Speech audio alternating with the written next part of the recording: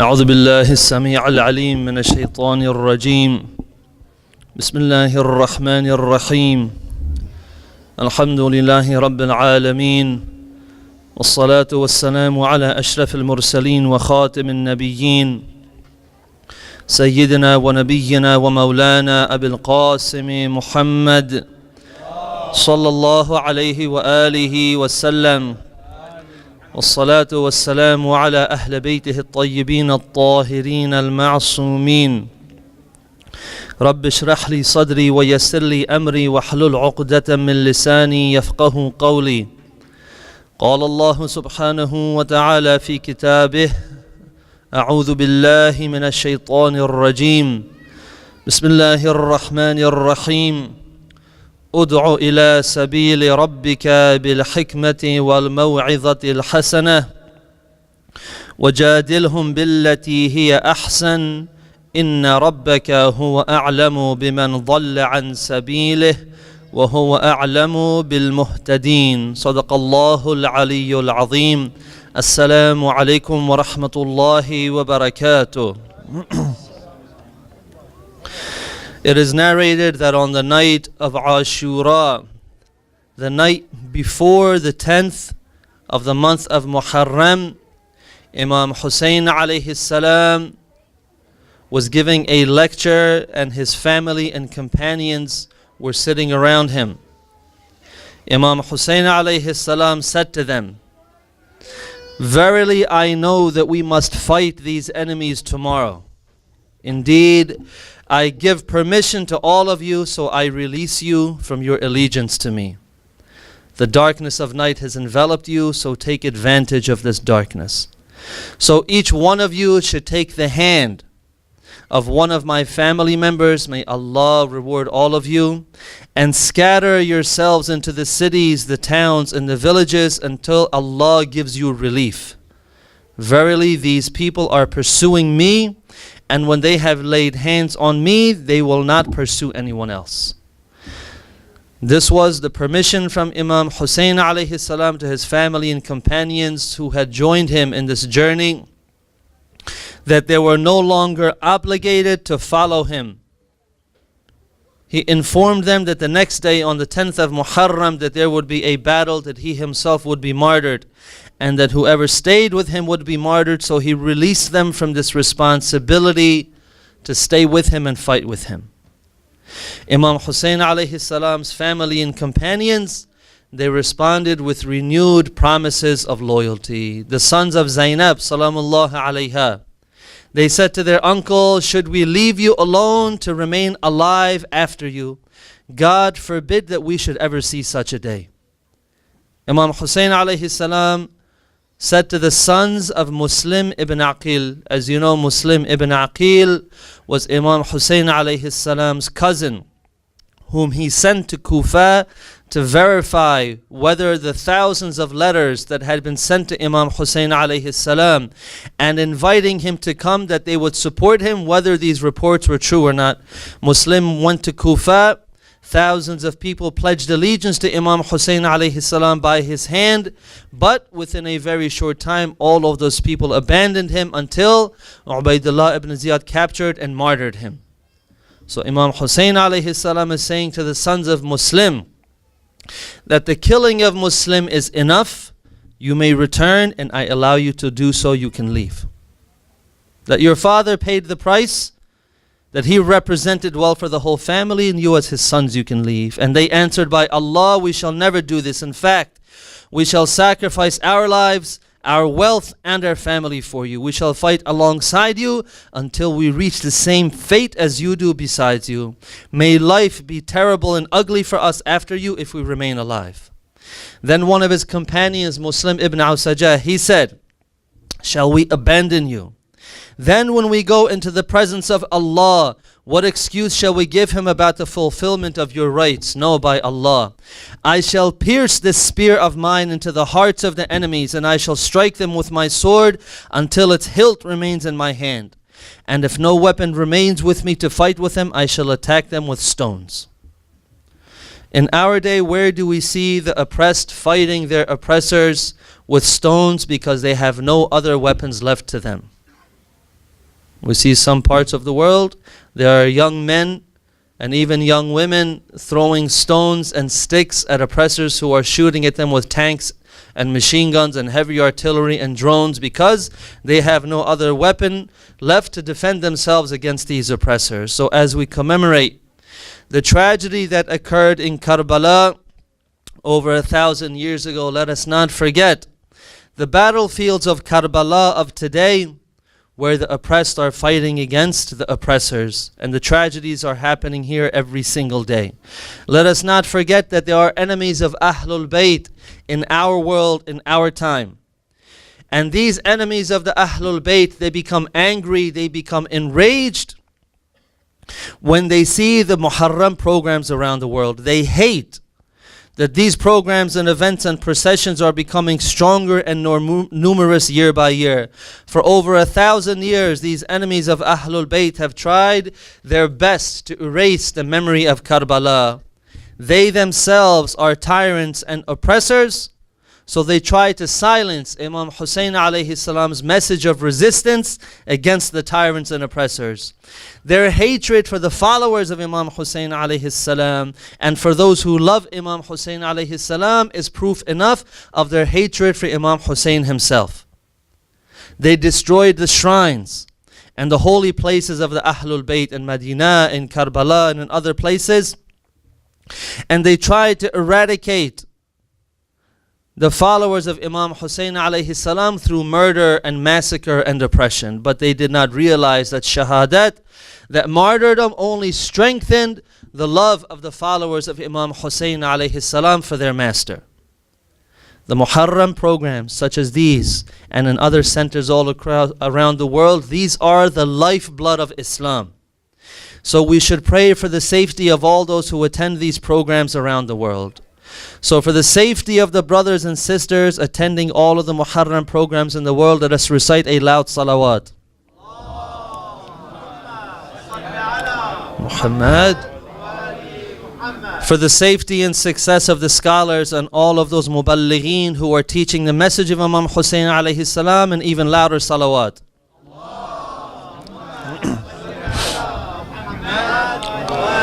And for those brothers and sisters who serve the gatherings and the programs of Imam Hussein alayhi salam through whatever service they are capable of, let us have a loud third salawat, inshaAllah.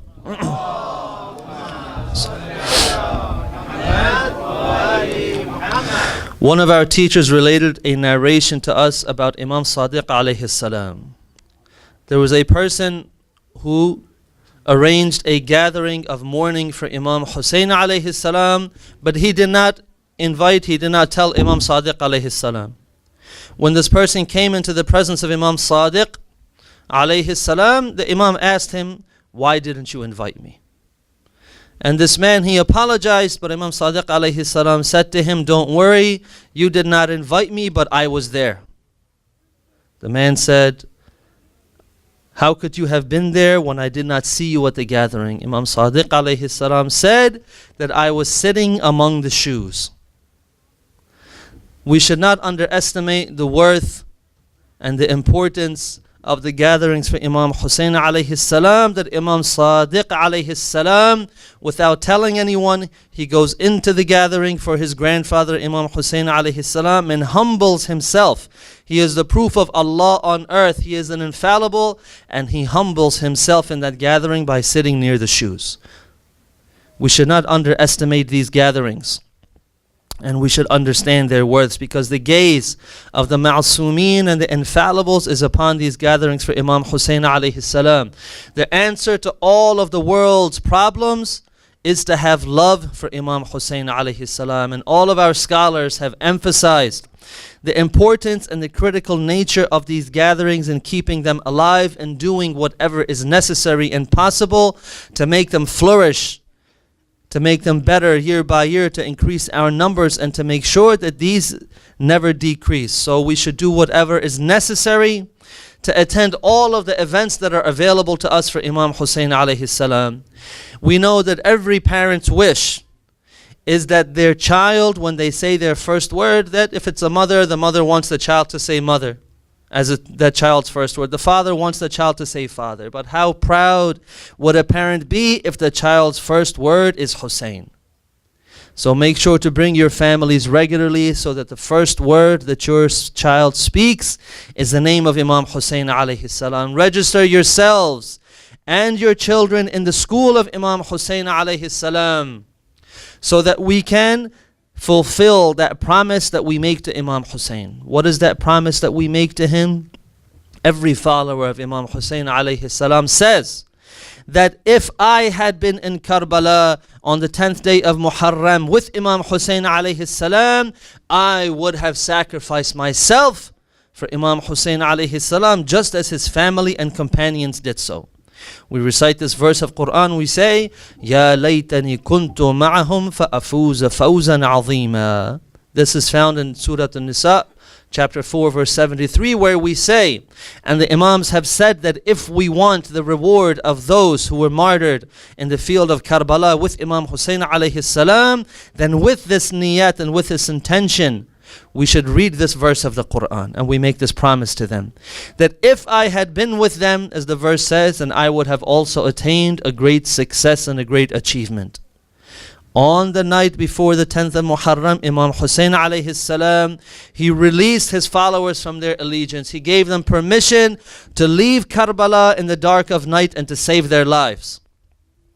If we were given the choice to stay with Imam Hussein alayhi salam and become martyred, alaykum assalam, or that we should leave and save our lives, what would we have done? Which choice would we have accepted?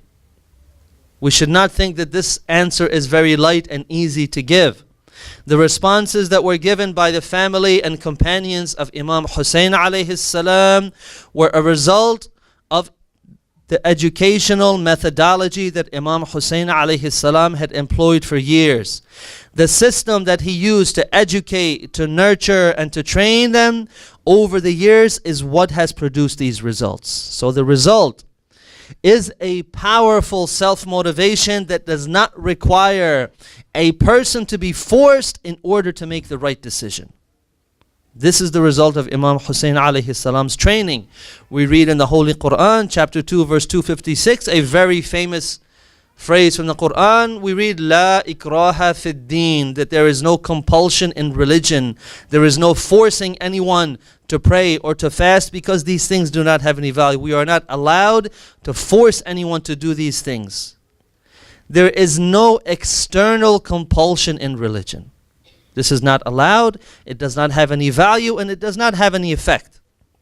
However, there should be internal compulsion. The force should come from within ourselves, but force should not come from outside of ourselves. We see we should be self-motivated to stand with Imam Hussein alayhi salam. Imam Hussein alayhi salam did not force his family. He did not force his companions to stay with him, but he released them. He gave them the free will and the choice whether to stay or to leave. And they decided to stay because they were motivated by that force and that power from within themselves that told them that to stay with Imam Hussein alayhi salam, to stay loyal to him and to sacrifice yourself for him, this is the right thing to do. So how did Imam Hussein alayhi salam, how did he create this quality within them? He did it by strengthening the inner force that we call faith. What we call Iman, what we call faith, and what we call belief is that factor within a person that pushes and drives the individual to obey Allah and to do what is right. So the first thing we must realize, if we want to produce family and companions like Imam Hussein alayhi salam, we have to follow his methodology. So the first thing to realize is the difference between force and faith. You can force someone to do something, but you cannot force someone to love something. You see, force can make someone do something, but force cannot motivate that person to love, to do that thing, or that when that force is no longer there, that person will no longer do that thing. But faith is different.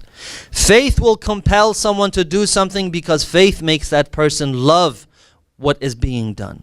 A person does something from faith because a person loves to obey the faith and to obey Allah and to do what is right.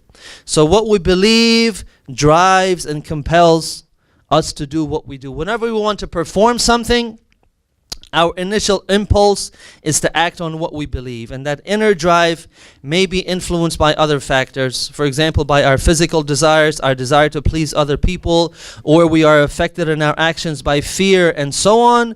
But the greatest influence on our actions is what we believe and what we accept as our faith. So with a strong faith, we can motivate ourselves to do what is right, and our goal is to make sure that our faith is stronger than every other influence that pushes us to act. So a person's desires, for example, might incite a person to commit a sin, but his faith is stronger than his desire. If it is stronger than his desire, then his faith tells him that to commit this sin is disobeying your Lord. So for example, there might be a haram food that is very delicious to my taste buds, but my faith tells me that eating this haram food is disobeying my Lord, and my faith tells me that if there is a halal food very similar to this haram food, so I can enjoy that taste bud desire through the halal way. Or people are affected by what others think about them. So if their faith is strong, then they will never disobey Allah in order to please people. So for example, my classmates or my co-workers might invite me to join them in some form of haram, immoral entertainment. They might invite me to go somewhere with them that is haram for me to be, or they might invite me to see something that is haram for me to see, according to my faith. So if my faith is strong, then my faith reminds me that here I have a choice to make. If I join my friends or my co-workers in this immoral entertainment, I might please my friends, but I will definitely displease Allah. But if I decline their invitation, I might displease my friends, but I will definitely please my Lord. So this is the choice that I have to make. So my faith also teaches me that my good example might also be good for my friends around me. It might have a positive effect on them. So if some of these brothers and sisters that might be inviting me to this haram entertainment, maybe some of them are faced with the same choice that I have to make. And if I make this choice, this might be the support that they need to also make the right choice. So this might start a domino effect. I might decline the invitation very politely and nicely, and then a few of them who also thinking as I was, now they have the strength to join me and also decline that invitation. And the other friends who are there, they might ask me, well, why don't you come with us? Why don't you engage in this entertainment like we do? Now this becomes an opportunity for me to educate them. All because I was strong in my faith and I decided to please my Lord instead of pleasing people. So because of that one decision that I did because of my strong faith, it is very possible that everyone in the gathering will abandon that haram entertainment and now do something that is permissible.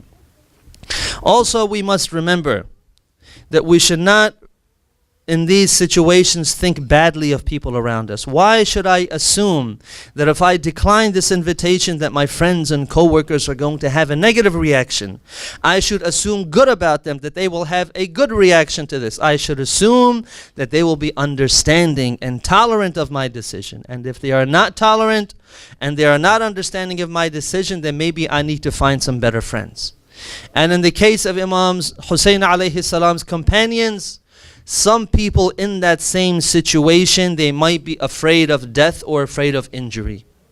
This was the decision that the family and companions of Imam Hussein alayhi salam had to face. Stay with Imam Hussein alayhi salam and be martyred. Leave as he gave them permission to do so and save your life. So sometimes we might be faced with a decision that harms our life or our body. There might be a threat of bodily injury to us, but our faith tells us that obeying Allah subhanahu wa ta'ala is the right thing to do, so that no threat of death and no threat of injury can stop us from doing the right thing. So if we want strong faith for our families, we must understand that force is not an option. And leaving them alone also is not an option. Some people who realize that force does not work, they go completely the other way and they say that I am going to let my children and my youth find the right way for themselves. This is also just as destructive as trying to force them to do the right thing. because children and youth are impressionable. So they will follow whoever leads them and whoever teaches them. If the children do not learn their values from their parents, they're automatically going to pick up values from someone else. And those values might or might not be the same as yours, but we do not want to take this chance. So there are several things that parents must do in order to help their youth develop a very strong faith, so that their youth can be like the youth of Imam Hussein alayhi salam in Karbala. The minds of youth are constantly and automatically consuming information, so that everything they see or they hear or they experience is being consumed by their minds, and this is forming their values and their behavior. So the parents' duty and the right that the children have on the parents is that the parents must provide a proper Islamic education for them. Their parents must provide the right information. Their parents must take them to an Islamic school, to a qualified Islamic teacher, to get that proper Islamic education and training. Second, it is understood and known by everyone that youth learn more from demonstration than they do from instruction. Most of what they learn comes from watching what other people do. They see other people's behavior and they start to imitate. So their own behavior becomes an imitation of other people's behavior. And watching what people do is a stronger source of education for them than listening to what people command them to do. So the information and the education that we give them, this must be paired and coupled with a good example.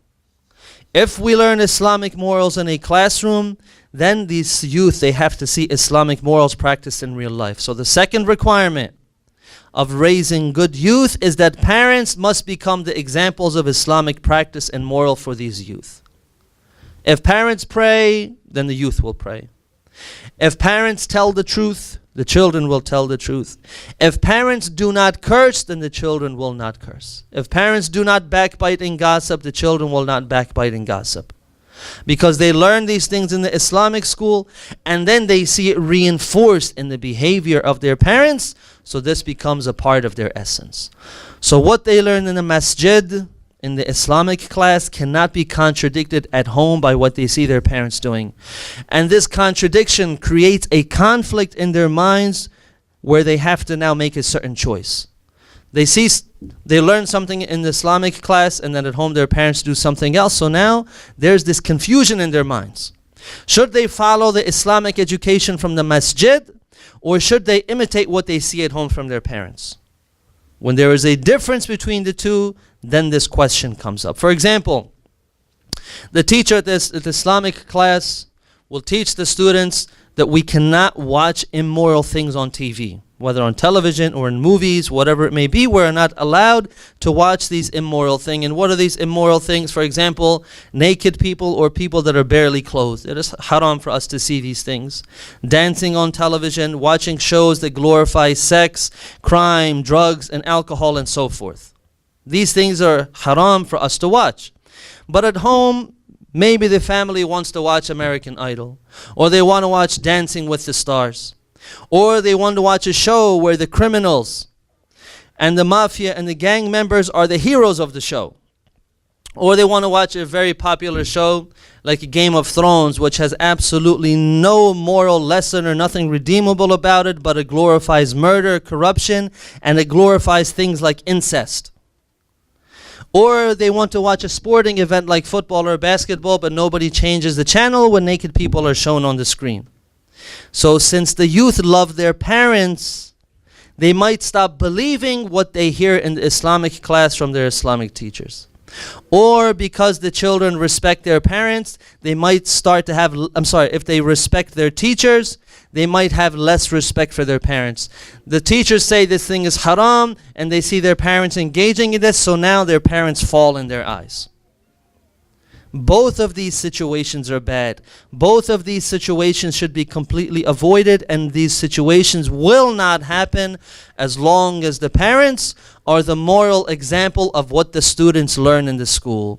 So if what the students learn in the school is the same as what the parents do at home, then the youth will love their parents even more, and they will have even more respect for their teachers. And lastly, parents must ensure that the youth are always in a moral and wholesome and Islamic environment. Why would we put the youth in an environment where we know that their minds are going to be poisoned? Why should we try to undo the poison? Why should we try to undo the harm that they receive from a bad environment when we could avoid all of this by making sure in the first place that we don't put them in that bad environment? Do we think that the Imams of Ahlul Bayt alayhimus salam ever put their youth in a situation where their youth would have a chance to sin? Or that they would take their children to learn from somebody who would teach them bad values and bad morals? So we know that the Imams would never do this with their youth. So if we want similar youth as they had, we have to train our youth in the same way. So a good environment will keep their focus on good values. A good environment will allow them to find good friends. A good environment will allow them to find someone to marry that the parents will approve of. A good environment will keep their faith strong. It will give them a place to belong to, and it will give them a pride in Islam that they desperately need. So Imam Hussein alayhi salam, he provided an Islamic education to his youth. He was the moral example and the moral model of Islamic character for those youth. And he at all times, along with his family, made sure that the environment that these youth were involved in was always a wholesome and Islamic environment. So with this system, his family and his companions, they acquired a faith that motivated them to have absolute loyalty to Imam Hussein alayhi salam. So if we want this same faith for ourselves, for our families, and for our communities, there is no other way but to establish these three practices, as we said. Number one, to provide a proper Islamic education for ourselves, our families, and our youth. Number two, to make ourselves the example of Islamic teaching for others. And number three, to create an Islamic environment. So we can remember this by remembering this as the 3 E's. Have education, an example, and an environment. If we practice these three ourselves and we establish these three in our community and for our youth, then we will find the strength to be able to truly say that if we were at Karbala with Imam Hussein alayhi salam, then we definitely would have sacrificed ourselves for him. Wassalamu alaikum wa rahmatullahi wa barakatuh.